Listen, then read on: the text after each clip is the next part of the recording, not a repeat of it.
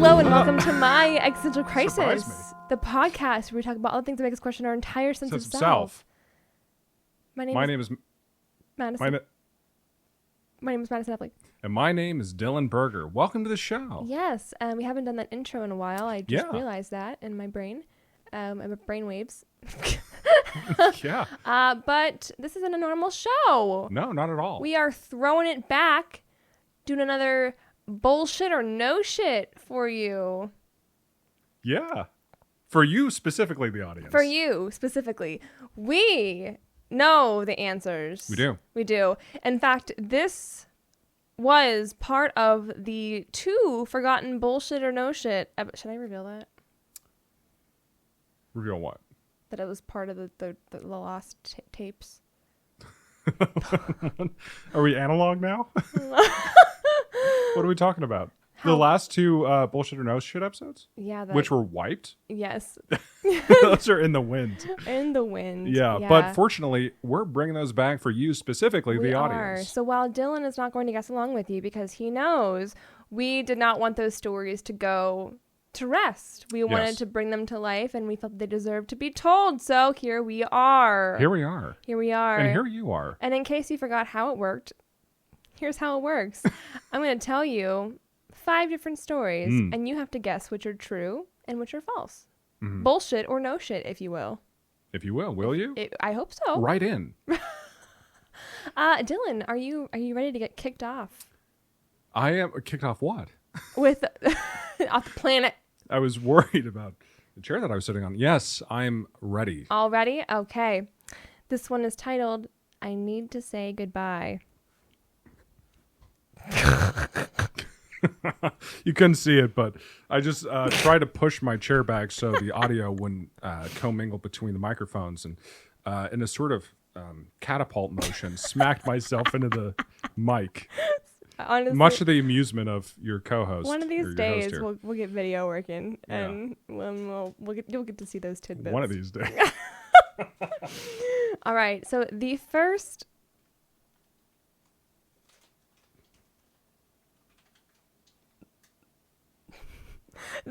story is called I Need to Say Goodbye. In Alberta, Canada, Jamie Erickson lived with her husband Sean and their only child Montana. They were as normal and as happy as a family could be. They enjoyed all the typical Canadian country things like hunting moose and deer, skiing, skating, etc. Jamie was a paramedic with years of experience on the job and had seen probably anything you could imagine. Sean drove a truck for a living, and Montana was in high school. At 17, she was an avid swimmer and had big dreams to become a lawyer. I love that he drove a truck for a living. Just the idea of just like driving a truck and that's your living. I know a couple of people back home who just drive trucks for a living. My dad does. No, not like a trucker. Just somebody who drives a truck and that's the only thing that people know that they do. Oh, okay. Yeah. They have a truck like that. Yeah, that's what they do for a living. Oh, okay. I see. Not a trucker, but somebody who just they drive a truck. A truckist. A truckist. Yeah. Okay. All right. Together, they were a tight-knit family and excited to spend Montana's senior year applying to colleges and doing all the celebratory senior events. Of course, it was bittersweet. Their baby was growing up, but they were so proud of her and couldn't wait to see what she would achieve. On November 15th, 2022, around 4:30 p.m., Jamie was dispatched with her partner Richard to the scene of a crash north of Calgary. An out-of-control car collided with an oncoming truck on an icy road. Upon arriving, Jamie and Richard immediately rushed to the car. The driver staggered out of the car, but there was a female passenger trapped inside with serious injuries. Immediately, they knew the woman was in serious condition and may not survive. They immediately called for an air ambulance to take the woman, while Jamie tirelessly worked on her to resuscitate her. Ambulance. Is that what I said? No, that's what I think it should be Oh, called. an ambulance. Yes. Ambulance. Ambulance. They called for an ambulance to take the woman. Yes. Jamie continued to do what she could do to tend to the woman's injuries: CPR, compressing bleeding, bandaging open wounds, putting a neck brace on her, etc. She sat with the woman, trying to do what she could do to comfort her until she was freed from the car by the fire department and the ambulance was arrived. Despite the work she did, the woman's injuries were critical. Sirens blazing, lights flashing, pain so strong it blinds you. Jamie has seen all of this before. She knows how scared her patients can be and tries to tell every one of them. I'll redo that. She knows how scared her patients can be, and she tries for every one of them to make sure that they know that they. Oh my gosh, what kind of sentence is this? Didn't you write it? Apparently. But last year, whenever the episode got wiped. You need me to call an ambulance? An ambulance. I do need an ambulance. She knows how scared her patients can be and tries for every one of them to make it. That's not a sentence. This BS or no S story is now a riddle.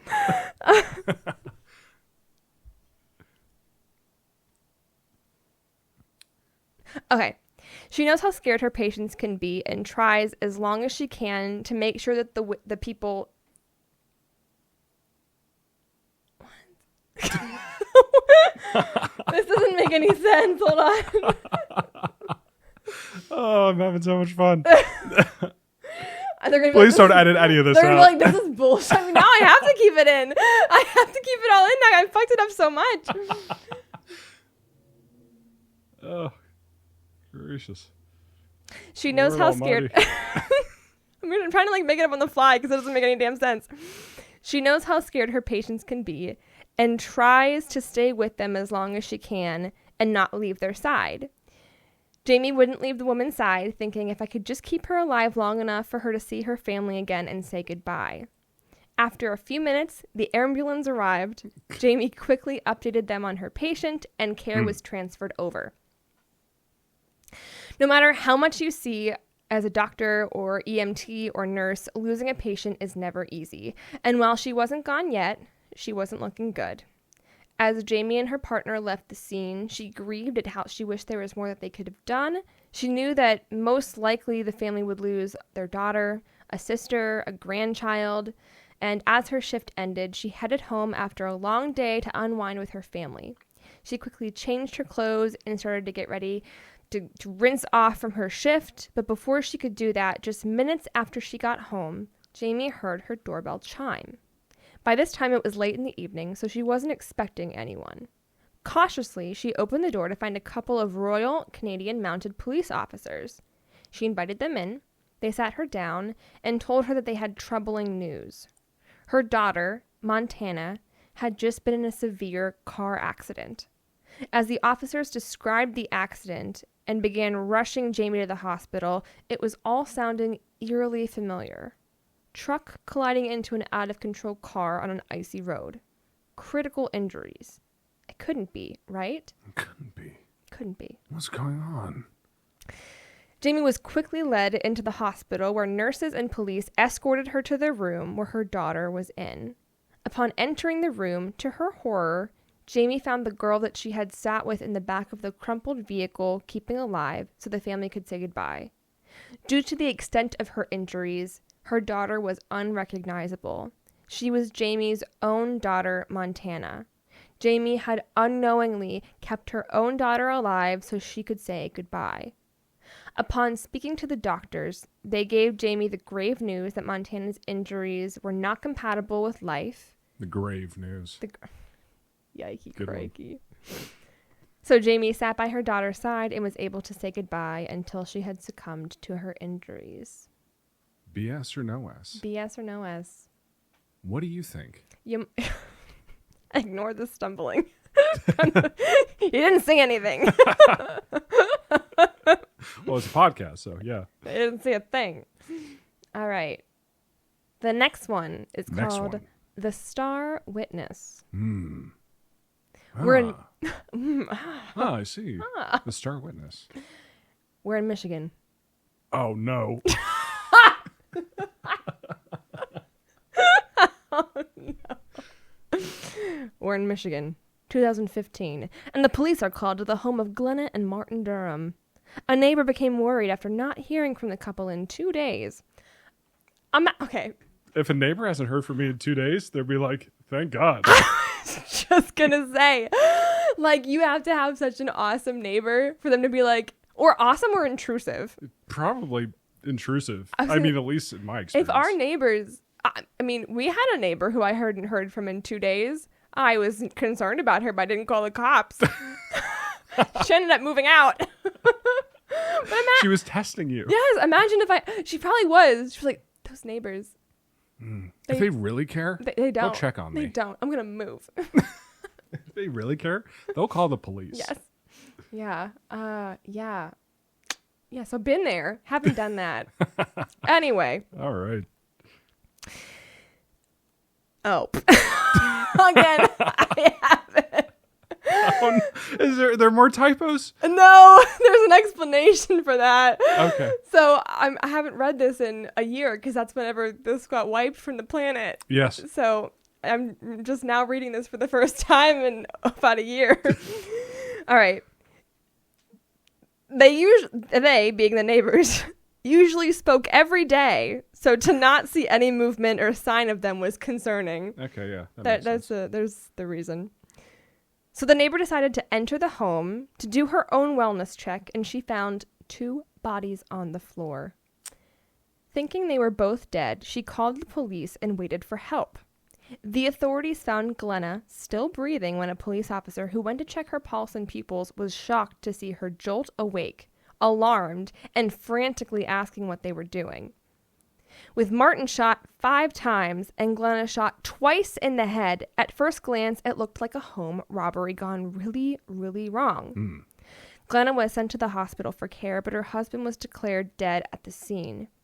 However, as the investigation continues, it began to take a sinister turn.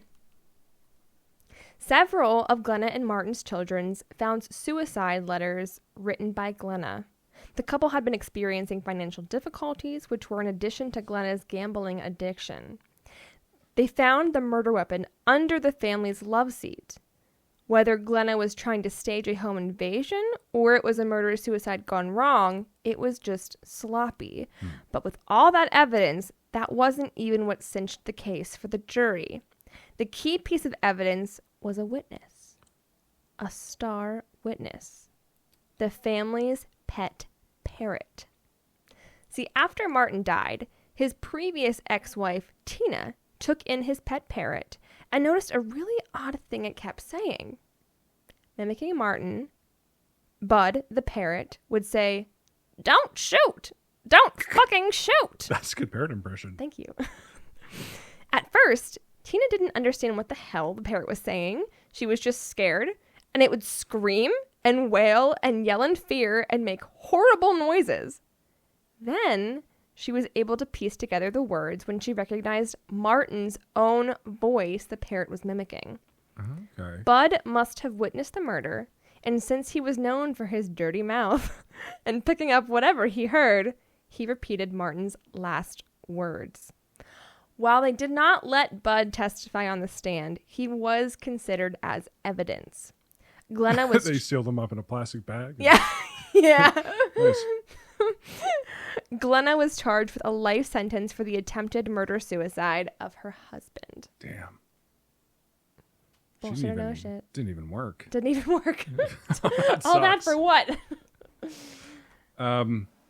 Yeah. What do you folks think? Is that bullshit or no shit? What do you think? What do you think? What do you think? Write in. Let And by us- the end of this episode, you'll know anyway. Let us know. All right, this next one is called A 1 in a Million Shot. Ah. On May 12th, 2003. Wait, is it or is it not? It is. May 12th, 2003. Yes. On May 12th, 2003, 16-year-old Martha Puebla was shot dead outside her home in Sun Valley, California. Let me do that again. I did not put the right emphasis on the right syllable. Have you ever heard that? No, I haven't. Emphasis on the right syllable. That hurts to hear. I feel uncomfortable. I hope so. On May 12th, 2003, 16-year-old Martha Puebla was shot dead outside her home in Sun Valley, California. It was a brutal, shocking act of violence. Prosecutors alleged that the murder was an act of retaliation, a move to silence a witness. You see, months earlier, Puebla had testified in court against a gang member who was tied to a case involved in a man named Mario Catalan. Catalan? Catalan. When LAPD... I'm saying like I know. Yeah, it's Catalan. When LAPD officers began investigating, they were certain they had their man.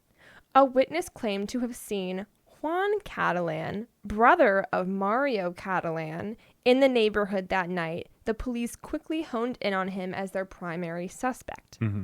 Within days, Juan Catalan was in custody, facing charges that could place him on death row. You following that? Yes. Okay, cool. You folks at home following that? I hope so. It's May 12th, all right? 2003. I hope you're taking notes. In an interview, yes, years later, Juan Catalan would describe his disbelief. I knew I didn't do it. I kept telling them, but they weren't listening. They just kept saying, "We know it was you." I hope he said it like that. I hope so too. Juan maintained his innocence from the start, providing a seemingly ironclad alibi. On the night of the murder, he was at a Los Angeles Dodgers game with his 6-year-old daughter, Michelle. Catalan's defense attorney, Todd Melnick, went through the standard methods of trying to establish an alibi. He requested surveillance footage from the Dodger Stadium, hoping to find a timestamp that would place Catalan in the stands during the crime. But the footage was vast, unclear, and didn't immediately show Catalan or his daughter. Then, Melnick, the attorney, stumbled upon a game-changing clue. The production crew of a popular TV show had been filming at the Dodger... By the daughter.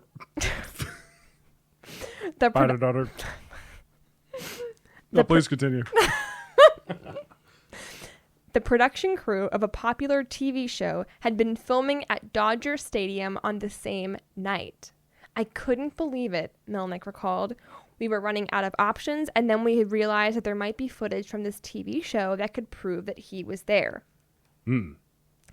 After contacting the network, Melnick managed to get access to the raw footage from the day's filming.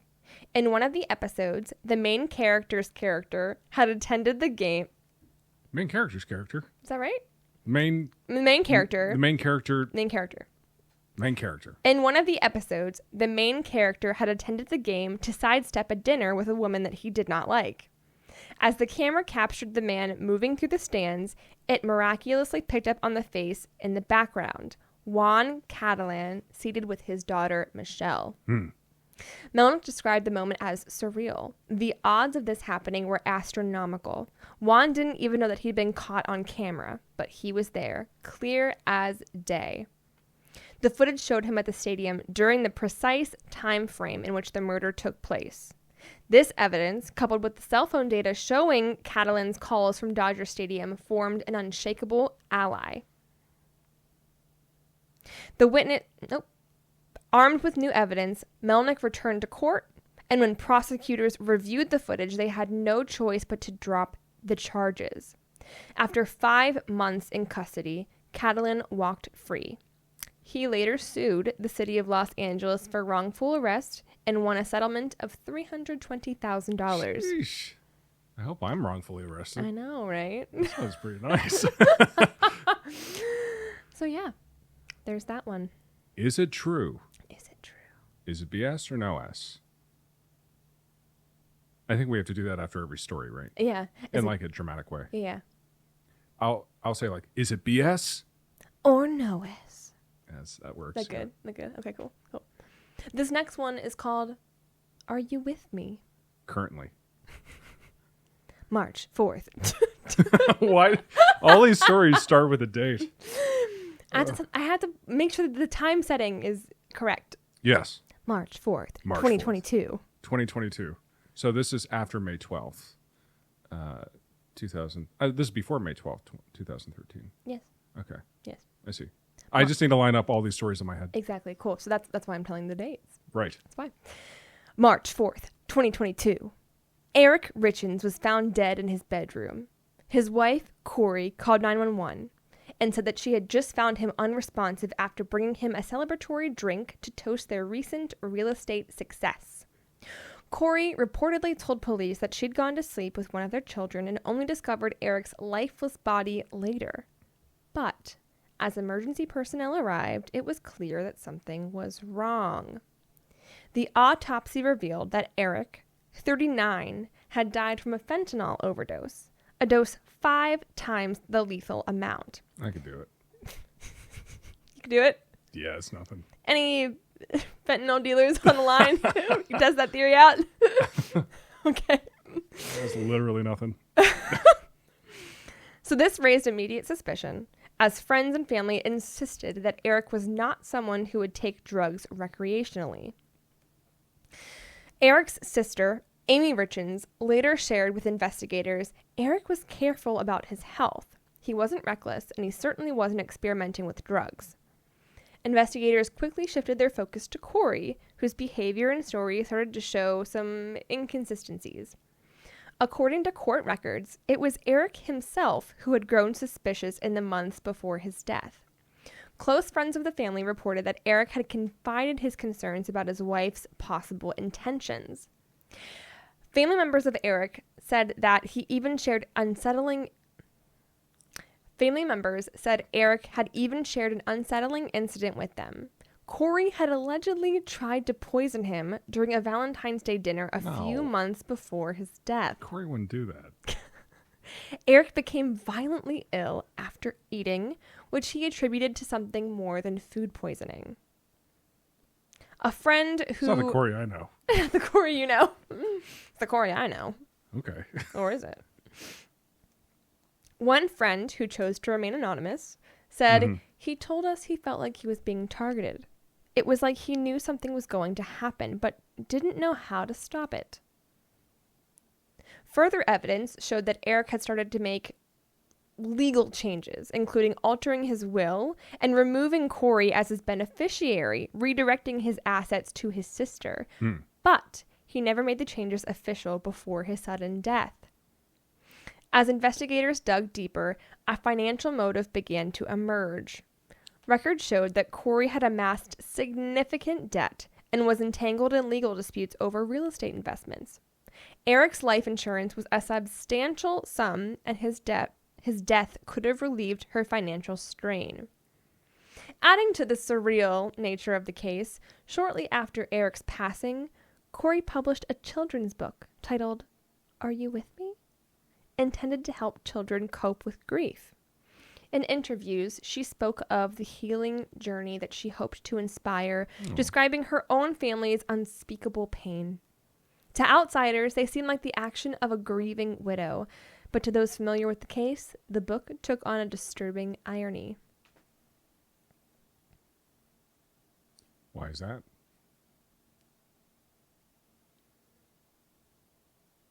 Is it BS or no S? No, there's more. The Richins family was devastated, both by the loss and by the accusations that soon followed. Eric's sister Amy, now representing the family, spoke about their heartbreak. It's one thing to lose somebody that you love, but to have to face the possibility that somebody he trusted could have done this, it's beyond comprehension. The case stunned the small Utah town where Corey had built a reputation as a caring community member. Everyone here was just in shock, said a former neighbor. We thought we knew her. We thought she was grieving. Corey Richins faces charges of aggravated murder and multiple counts of possession of a controlled substance with intent to distribute. And despite the damning evidence... Damning. And despite I like the saying damning. it like that. Damning. You know, damning. And despite the damning evidence, Corey has maintained her innocence, claiming that she had no part in her husband's death. The case remains ongoing, and the trial is expected to bring more light about her alleged motives and behavior leading up to Eric's death.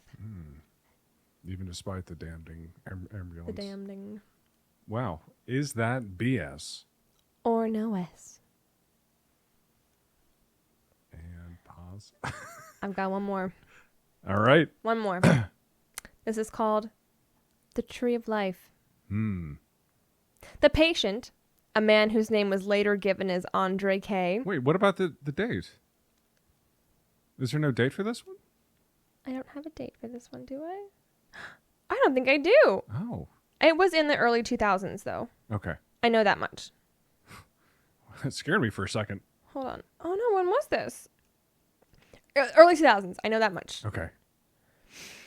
Okay. The patient, a man in the early 2000s. In the early 2000s, the patient, a man whose name was later given as Andre K., had been experiencing persistent chest pain and a severe recurring cough. For months, he had gone from doctor to doctor, seeking answers, but none could explain his condition. His cough was unlike anything they had seen, violent and deep, accompanied by bouts of blood spitting. He had no memory of traumatic injury, but the constant pain left him weakened and on edge. It's like me at the DMV. Weakened and on edge. Spitting blood. Spitting blood. Dylan at the DMV, everybody. Gosh. Finally, after several misdiagnoses, the man was referred to a hospital in Izhevsk. Izhevsk? It's in Russia. Where he was examined by Dr. Vladimir Kamashev. Kamashev? Nice. Kamashev. Okay. A thoracic surgeon in the Izhevsk State Medical University. What's his name? Dr. Vladimir Kamashev. There's no music in Kamashev. that. Where's the music? Vladimir. Dr. Vladimir Kamashev. Oh, Kamashev. fantastic. It's like Italian. Yikes. Upon initial inspection and through imaging techniques like x-rays and a CT scan, Kamashev and his team were shocked. Italian Russian. Kamashev. Beautiful combination. And his team were shocked to find something wholly unexpected. A mass was clearly visible within the man's right lung. It wasn't a simple tumor or cyst like they expected. It appeared to have the structure of a small tree. Dr. Kamashev later recounted, when we saw the scan... I can't do it. I can't do it. That's so Italian. When we saw the scan, we could hardly believe our eyes. It was like a perfect little tree with roots and branches. I've never seen anything like it before in my life. You've never seen a tree before? No! They cut them all down in Russia. Oh, wow. It's a barren, cold land. Yes. Yes. The mass, approximately 5 centimeters in length, resembled a tiny fir tree. The roots appeared to be embedded into the man's lung tissue, and the branches extended towards the airways. The question on everybody's mind was, how could this possibly happen? After ruling out any traditional causes for the strange growth, also, like, what is a traditional cause in this instance? Yeah, how does a tree traditionally grow in the body? I don't know. Kamashev and his team theorized. I think that's honestly offensive. I'm sorry. Kamashev? I have no idea. I don't know. I'm not Russian. I'm not going to do it with the accent anymore because you're right, it's probably offensive. To who? I don't know. I don't know. Russians. Dr. Kamashev and his team theorized that the man had somehow inhaled a pine seed, which has taken root in his lungs over time. The unusual tree-like structure was not a fungus nor a cancerous growth, but rather an actual living plant. It seemed as though a fir seed, possibly inhaled while walking through the woods, had become lodged in the man's respiratory system, growing slowly and steadily in the rich, moist environment of the lungs. Dr. Kamashev... Sorry, what? No, just the rich, moist environment of his lungs. Making his lungs sound like a bundt cake. I mean, kind of. The lungs, the bundt cake of the body. Yeah. Interesting. The bundt cake of the body. Very wise.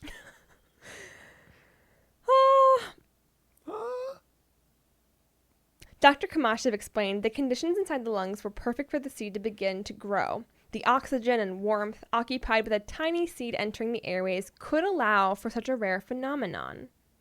As the patient's condition worsened, it became clear that the growing tree was obstructing his airway. Yeah, no shit. I could have told you that. His symptoms, persistent coughing, chest pain, and blood-tinged sputum, were directly linked to the plant's expansion within his lungs. The doctor's team decided to perform an emergency surgery to remove the strange growth before it caused irreversible damage to the man's lung. Did he start barking? Why barking? Because it's a tree. Because it's a tree. That was the joke. Barking up the tree like that? It's a tree is bark. Oh, I see. That's all. That's all. I'm sorry, Everybody guys. laugh. Everybody I'm really laugh. sorry, guys. Everybody laugh for Dylan. Make him feel better about himself. Oh, good.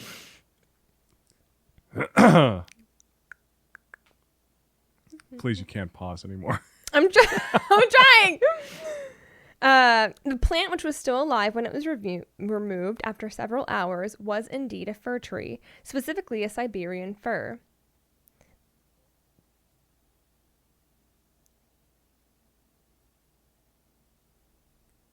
Pause for applause. Sorry, I'm trying. I have like extra fluff here, and I'm trying to cut it out. No worries.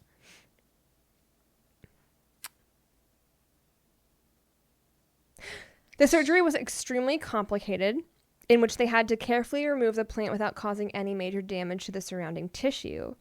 The lung itself was in danger of collapsing, but they managed to preserve it.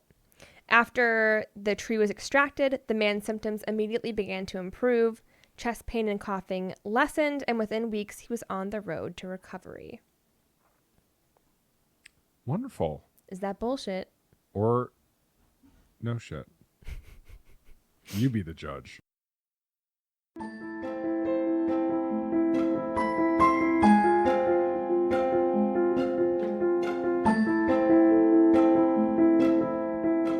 So those are your 5 stories. Those are my 5 stories. And are we going to announce now which ones were bullshit and which ones were no shit?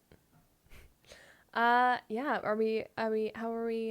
One at a time or just? Yeah, let's just do one at a time. One at a time. Okay. The first one was I need to say goodbye. Yes. Bullshit or no shit? I need to say goodbye was no shit. Huh. This actually happened. And I have a quote from the family. Jamie said, "My daughter was a fighter and fought until the day that she died and was beautiful. She was so beautiful. If she ever put an effort into anything, she would always succeed at it." And she also said that Montana was able to give one last gift because her daughter was an organ donor. So because 2 of her organs were donated, she's a lifesaver. And her mother said that we are so happy to know that our baby girl is living through others. In the wake of this tragedy, she saved others. So that is that one. The next one, the star witness. This is the bird. Okay. A star witness. Bullshit or no shit? The star witness is no shit. How about that? 2 How in a row. about that? 2 in a row. What are the chances? I have written in here, Jared actually shared this with me last week. Last week being about a year ago. And I had heard it forever ago, but I forgot it. He shared it with you last year and a week ago. Yes, he did. And I do have a YouTube video of the parrot saying, "Don't shoot," which is crazy. Is the parrot still alive? Do we know?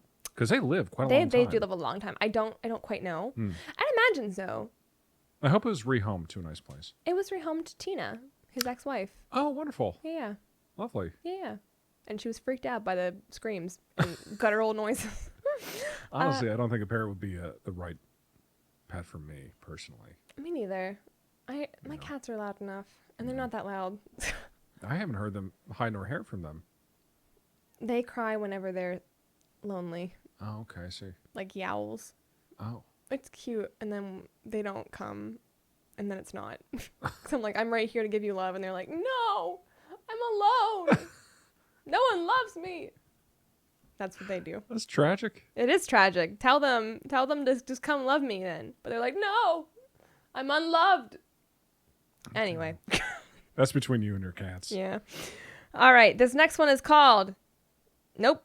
Next one we're revealing is called A 1 in a Million Shot. This was the one where a TV show helped to save a man's life and get him off death row. Bullshit or no shit? Which is it, folks? This is No shit. No shit. No shit. 3 in a row. 3 in a row. And the TV show that they were filming was Curb Your Enthusiasm. It's so Larry David coded. Both the plot of the episode and this, in fact. Larry David personally helped this man walk free. He did. He Saved a man's life. He did. If it weren't for Larry David, big trouble. Big trouble. The world would be a worse place.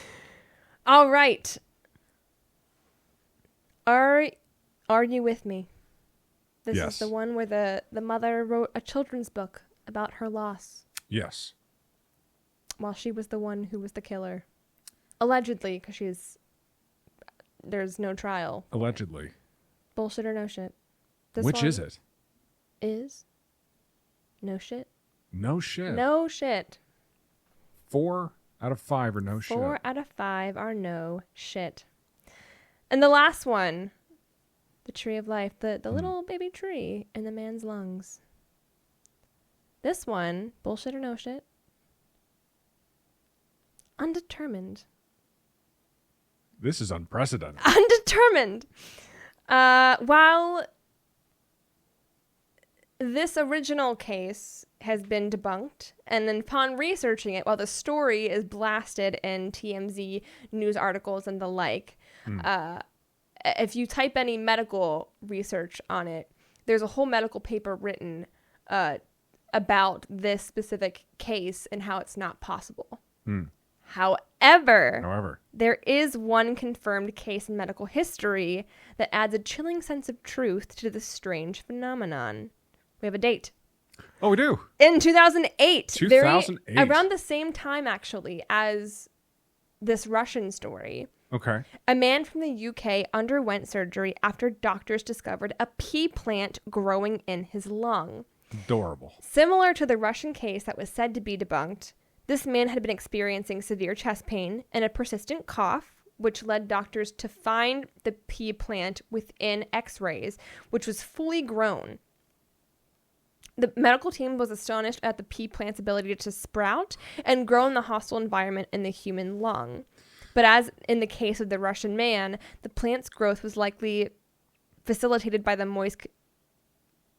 The bun cake-like conditions. And this was a pea plant. Oh, yeah. And a British man. It was all very similar. Basically, basically the same type of thing as the Russian case, and everyone's like, no, it didn't happen. There are pictures of the Russian case supposedly online. You'll see a bloody lung tissue with what looks like a little fir branch in there. Probably it's a pretty famous image. Yeah, but we're not quite sure if it's true or not, whereas this one is, which feels kind of weird. I imagine when the guy from the UK got his little pea plant taken out of his lung, he put it in a little pot, and there was a picture taken with him holding it up. That's adorable. When he saw it for the first time, he was probably like, "Oi, what's your shame? What's your shame? What's your shame?" Fucking any opportunity to say that. Oh my gosh. It reminds me of did you ever put a Zombies versus Plants or Plants versus Zombies? That's what it's like the little thing that little pea shooter shoots the peas. Yeah, absolutely. That's what it reminds me of. But yeah, the man was thought to have inhaled the pea plant seed and it just embedded into the lungs. Kind of crazy. Jeez. So I guess kind of true. Kind of true. Kind of true. Yeah. Okay. I do want to say that in one of those lost episodes, I got 4 out of 5 correct. And the one that I didn't get correct was that last one. Yes, because it was undetermined. Which I guessed was true. Yes. So if we're saying that is kind of true. Kind of true. Dylan got it all kind of right. I got 4.5 out of 5. Yeah. Not bad. Yeah. How did you guys do? Did you get all of them right? Let us know. That's it for me. Nice quick little lost episode of Bullshit or No Shit. But hope you guys have a great night. Once again, you can find us on social media on Instagram and Facebook at MECrisisPod. And you can find me on Instagram at MarbleFolk. And me at Madison.Epley. And you can also send us an email at myexistentialcrisispodcast@gmail.com. Thank you very much, folks. Thanks, guys. Have a nice night. Bye.